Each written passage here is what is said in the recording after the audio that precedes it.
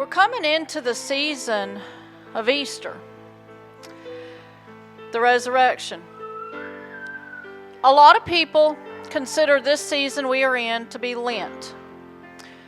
It is the 40 days before the crucifixion where Jesus is fasting and praying.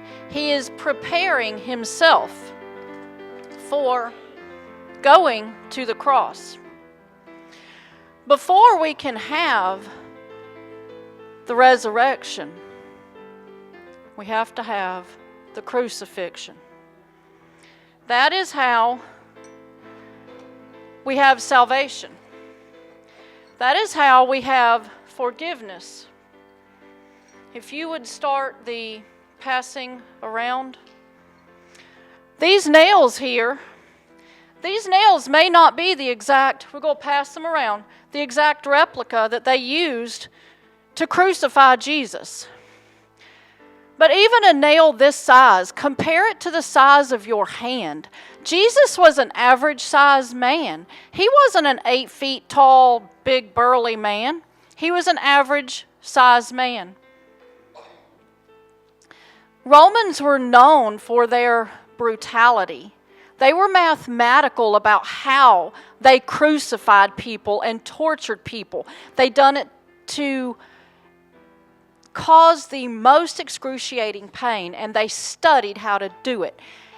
So, if you got a nail this size in your hand, just imagine. And then, let's say you lean up against a wall, okay? Your back kind of goes flat against the wall.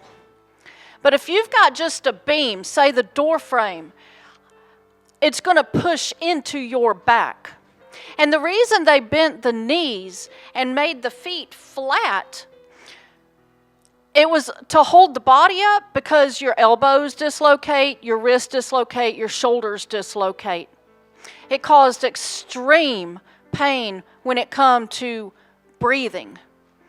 His body would go up and down on that cross after not even having no skin back there because of the scourging they did.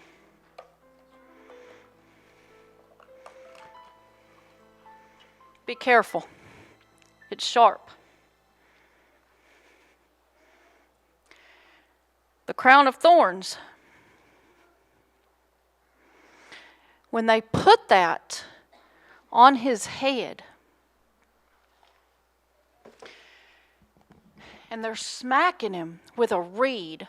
I think a reed is one of those bamboo stalks that's hard.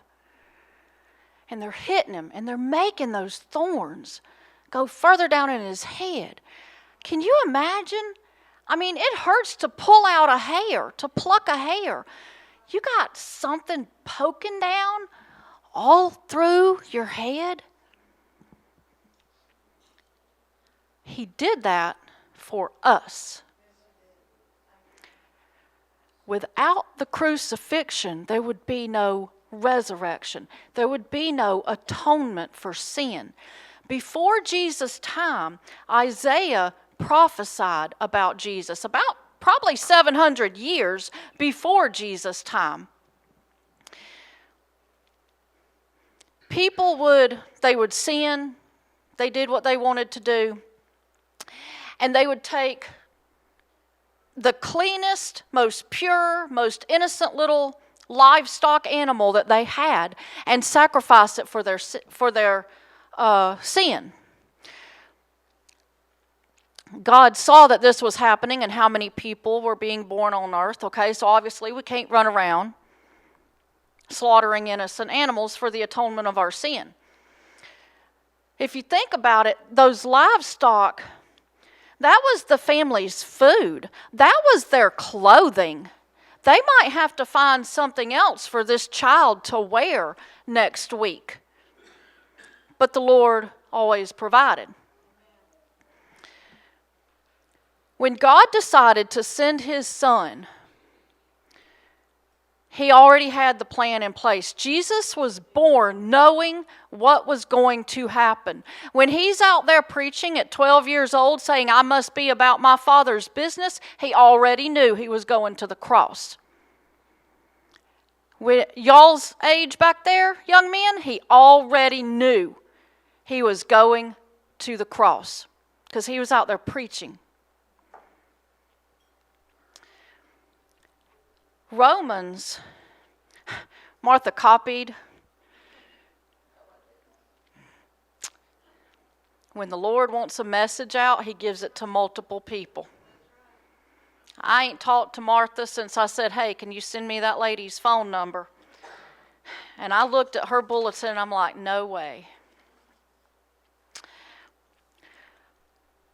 Without Jesus going to the cross and shedding his blood and God putting a stop to people going and taking their innocent livestock for the remission of sins and going before the priest, the high priest, and confessing their sins for that priest to take it to God himself, we come to Jesus.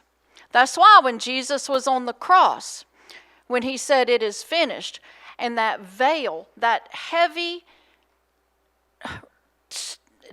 it was so big, so thick, that veil, and it was torn from the top to the bottom. It was very, very heavy. I've heard people say it was inches thick, the curtain, the veil. That opened the doorway for us to come to Jesus ourselves for the remission of sin.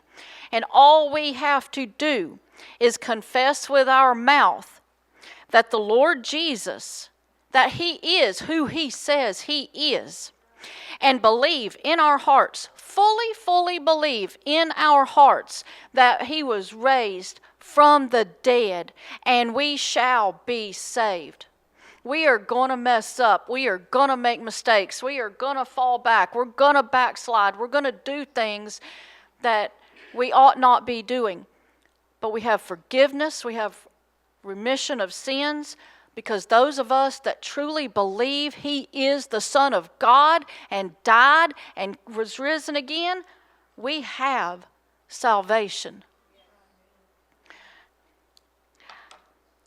Isaiah chapter 53. Who hath believed our report? And to whom is the arm of the Lord revealed? For he shall grow up before him as a tender plant, and as a root out of a dry ground. He hath no form nor comeliness, and when we shall see him, there is no beauty that we should desire him. You know what that means right there?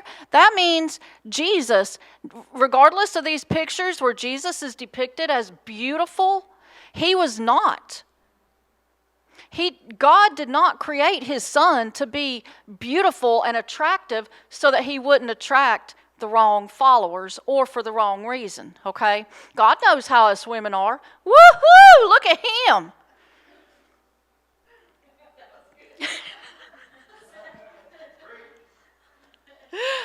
Okay, so it says here, he hath no form of comeliness. He wasn't physically attractive.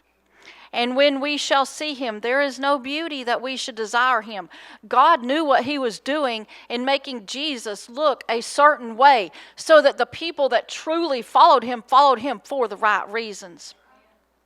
He was despised and rejected of men, a man of sorrows and acquainted with grief. And we hid, as it were, our faces from him. He was despised, and we esteemed him not. Surely he hath borne our griefs and carried our sorrows, yet we did esteem him stricken, smitten of God, and afflicted. But he was wounded for our transgressions. He was bruised for our iniquities. The chastisement of our peace was upon him, and with his stripes we are healed. We are healed if we believe that he is who he says he is and that he was risen again. You can't have one without the other. You can't say, oh yeah, I believe there's a God, and not believe that Jesus is the Son of God and was risen again and think you got salvation. A lot of people out there say, I believe there's a God, I believe there's a higher power, I believe in this. But if they don't believe that Jesus is who he said he was and is, you ain't got no salvation. No man cometh unto the Father except through Jesus Christ. You can believe in God all day long. It's the believing in Jesus that matters the most. All we like sheep have gone astray. We have turned every one to his own way, and the Lord hath laid on him the iniquity of us all. This is 700 years before Jesus was ever walking the earth. And every person, we don't know how long the earth is going to be here, how long people are going to be on it when Jesus is coming back. If it's another 250 years, those people, Jesus carried their iniquity and their sin, and all they have to do is believe in something that happened 2,500 years ago. He was oppressed and he was afflicted, yet he opened not his mouth. He is brought as a lamb to the slaughter, and as a sheep before the shearers is dumb, so he opened not his mouth. And if you don't believe that, go and read the Gospels where Jesus is on trial. He was very, very limited in what he said. And some of them questions he didn't even answer. It didn't matter. It wasn't going to make a difference. He knew what he had to do, and he knew why. And that is why we are here. Jesus is the only reason we are here. He was taken from prison and from judgment. And who shall declare his generation? For he was cut off out of the land of the living. For the transgression of my people was he stricken. And he hath made his grave with the wicked and with the rich in his death, because he had done no violence, neither was any deceit in his mouth.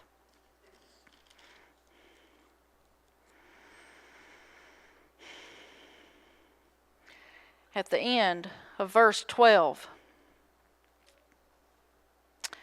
he was numbered with the transgressors, and he bare the sin of many, and made intercession for the transgressors. All we have to do is come to Jesus. We have to believe in who he says he is. Obedience is key. Confessing with our mouth, speaking it out loud, not being ashamed to say, Jesus is God. Jesus was crucified. Jesus was rose again. And I fully believe that in my heart, no matter what. Confessing it with your mouth, and we shall have salvation. If we don't have the crucifixion, there is no resurrection. There is no Easter. There is no... that's what we're getting ready to celebrate. Easter. Praise team, y'all few can come on up.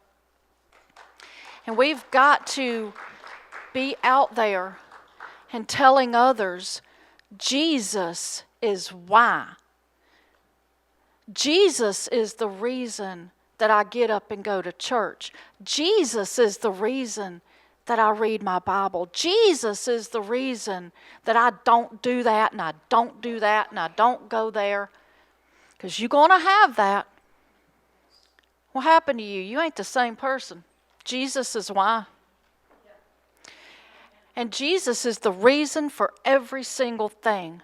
So stop being ashamed and get out there and tell people exactly what we are doing here. Not just the church, because the church ain't a building. The church of Christ is the people. It's the saved people whose names are written in the book of life. Thank you. Thank you.